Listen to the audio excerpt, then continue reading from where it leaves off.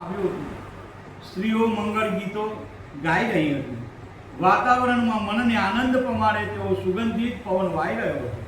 કર્ણપ્રિય વાજિંત્રો વાગી રહ્યા હતા. માર્ગમાં આવું રમણીય નગર જોતા નારદજી મોહ પામીને નગરમાં પ્રવેશ્યા. તેમને નગરજનોના મુખેથી રાજકુંવરીના સ્વયંવરની વાત સાંભળી એટલે રાજકુંવરીના સ્વયંવર મંડપમાં ગયા અને શીલનિધિ રાજાની નજર તેમના પર પડી. રાજાએ ઉઠીને સામા આવી શ્રેષ્ઠ મુનિને સત્કાર્યા અને સિંહાસન પર બેસાડી તેમનું પૂજન કર્યું. પછી જેને માટે સ્વયંવર યોજ્યો હતો તે કુંવરી શ્રીમતીને બોલાવી નારદ મુનિના ચરણોમાં દંડવત પ્રણામ કરાવ્યા. રાજાએ હાથ જોડી કહ્યું, આ મારી સુપુત્રી શ્રીમતી છે અને તે લગ્ન યોગ્ય વયની થવાથી તેના વરની પસંદગી માટે અહીં સ્વયંવર યોજ્યો છે. હે મહર્ષિ, આપ જ્યારે અહીં પધાર્યા છો તો શ્રીમતીનું ભાગ્ય આદરથી કહો.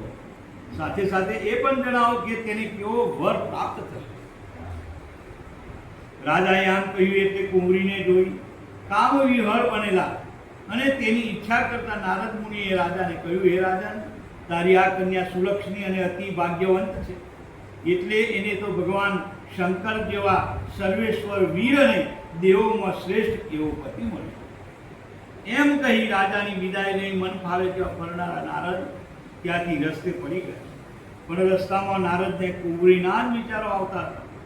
તેઓ શિવની માયાથી મોહ પામી અત્યંત કામવશ બની ગયા હતા. એવું જ વિચારતા હતા કે હું આ રાજકુંવરીને કેવી રીતે પ્રાપ્ત કરું.